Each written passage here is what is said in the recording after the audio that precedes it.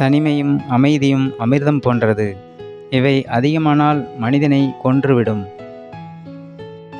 எல்லோரும் பயணிக்கிறார்கள் என்று நீயும் பின்தொடராதே. உனக்கான பாதையை நீயே தேர்ந்தெடு. நீ வாழும்போது உனக்கு உதவி செய்பவன் ஏற்கனவே விழுந்ததால் ஏற்பட்ட வலியினை உணர்ந்தவனாய் இருப்பான். நினைவுகள் எப்போதும் வித்தியாசமானவை. சில நேரங்களில் அழுத நாட்களை நினைத்து சிரிக்க வைக்கும், சிரித்த நாட்களை நினைத்து அழ வைக்கும்.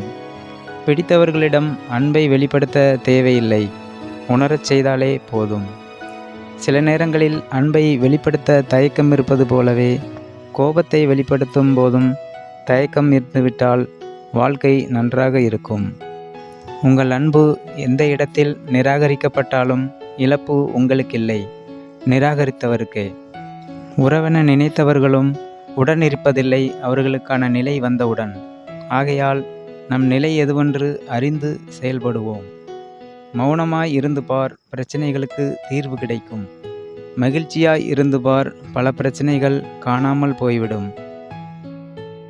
நம் வாழ்வில் குறுக்கிடும் ஒவ்வொரு சம்பவமும் நமக்கு ஏதாவது ஒரு பாடத்தை கற்றுத்தருகிறது. உன் மீது தவறு இருக்கும் பட்சத்தில் அடுத்தவரின் மீது கோபம் கொள்ளாதே. இங்கு பலர் புரிந்து கொள்ளாமல் இருப்பது ஒன்றுதான். தான் செய்தால் சரி, அதுவே பிறர் செய்தால் தவறு. உலகில் நிலையென்று ஒன்றுமில்லை. ஒவ்வொரு சோகமும் துன்பமும் வாழ்வின் பாடத்தை கற்றுத்தருபவையே. பொய் என்ற கவசம் தன்னை காக்கும் என்று நம்புகின்றனர். அதை உண்மை என்னும் அஸ்திரம் உடைத்தெறியும் என்பதை மறந்து. மலையை பார்த்து மலைத்து விடாதே. மலை மீது ஏறினால் அதுவும் உன் காலடியில்தான். உள்ளத்தில் இருக்கும் சோகத்தை மறக்க உதடுகள் போடும் நாடகமே இந்த புன்னகை. வாழ்க்கையில் எல்லாம் எப்பொழுதும் ஒன்றுபோல் இருப்பதில்லை. காலம் மாற எல்லாம் மாறும். அதற்கு நம்மை நாம் பக்குவப்படுத்தி கொள்ள வேண்டும். இங்கே போலிகளின் தாக்கத்தினால் பொன்களே உரசப்பட்டு காயப்படுகின்றது. வாழ்க்கையில் அதிகமாய் அழகு கடைசி வரை நம்முடன் இருக்காது. அழகான மனமே இறுதி மூச்சு வரை நம்முடன் இருக்கும். அந்த மனத்தினால் மட்டுமே அனைத்தையும் அழகாக்க முடியும். யார் வேண்டுமானாலும் குளத்தை கலங்கடிக்க முடியும். கலங்கிய குளத்தை தெளிய வைக்க அந்த குளத்தால் மட்டுமே முடியும்.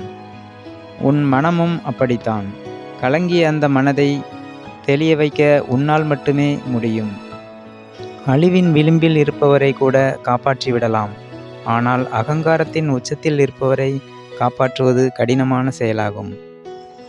அடுத்தவர் வழியறிந்து வாழ்கின்றவன் யாரையும் காயப்படுத்தவும் மாட்டான், யாருடைய கண்ணீருக்கு காரணமாக இருக்கவும் மாட்டான்.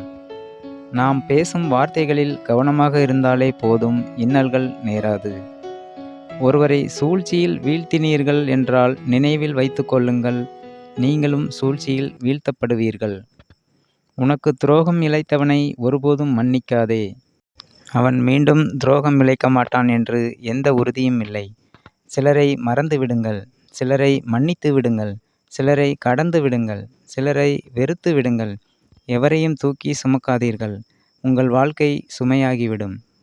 எத்தனை இன்னல்கள் வந்தாலும் சரி, சிறந்த சிந்தனை மற்றும் உயர்ந்த எண்ணங்கள் நம்மை எப்போதும் நிலையாக வைத்திருக்க உதவும். நன்றி, வணக்கம்.